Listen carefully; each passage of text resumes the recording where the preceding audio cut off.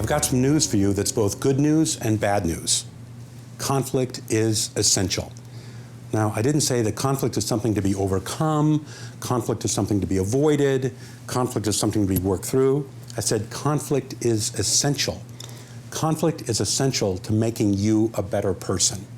The ancient proverb in the Old Testament says, as iron sharpens iron, so one friend sharpens another. That's how it works in life. When you have conflict that's done in a healthy way with another person, you get perfected in the process. People come to me for marriage counseling and they say, I can get along with anyone except for him.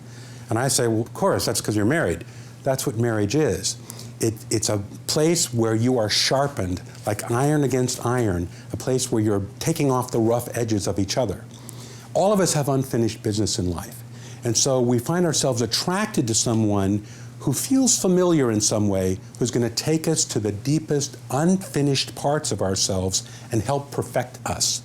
God has sent you the perfect person on the planet to make you more mad than any other human being possibly could. Because He sent you a person who's going to take you to the deepest parts of you that's going to help perfect you in a way that no one else can perfect you. Here's how it works. All relationships have a cycle of conflict. The cycle of conflict starts with commitment, because we are essentially people of commitment.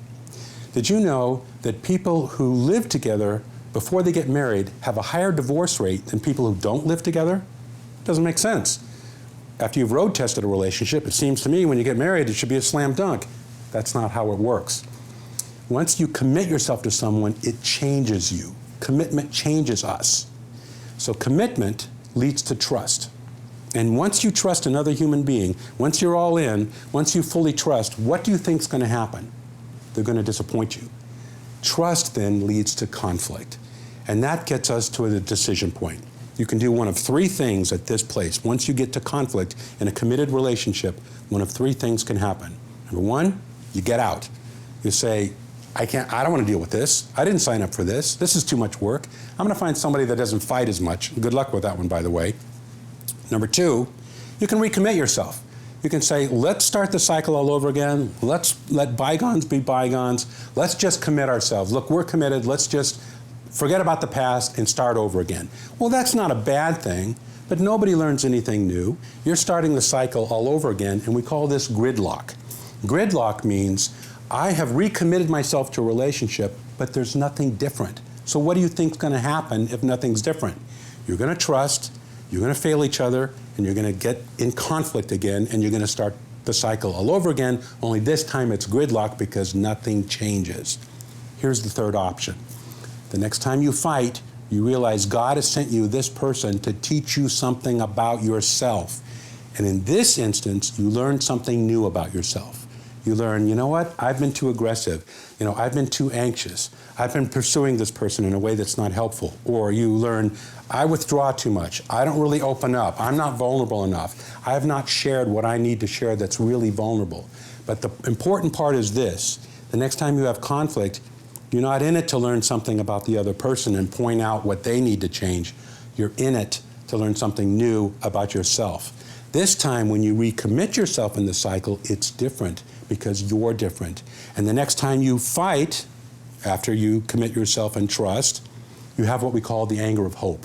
And the anger of hope is, I know we can be better because I know I can be better. Because this conflict is sharpening me as a person. I've learned something new about myself, so I'm going to do it differently next time. Now the cycle of conflict is actually an anger of hope because your anger hopes that we can do it better. That's when you say after you fight, you know what, I'm glad we talked about this, instead of, I wish we'd never brought it up. That's when the cycle of conflict is a healthy cycle of anger. You can do that if your goal is to learn something new about yourself. Next time it's going to be different. I'm delighted to be able to tell you that my book, Jesus, the Greatest Therapist Who Ever Lived, is now approaching 2 million copies sold worldwide. This book is a psychological look about the teachings of Jesus. We all know his spiritual message, which is what he came to tell us about.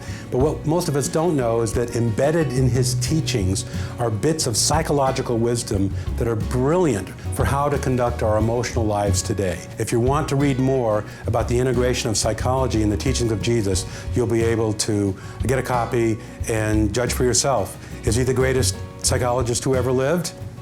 I think so.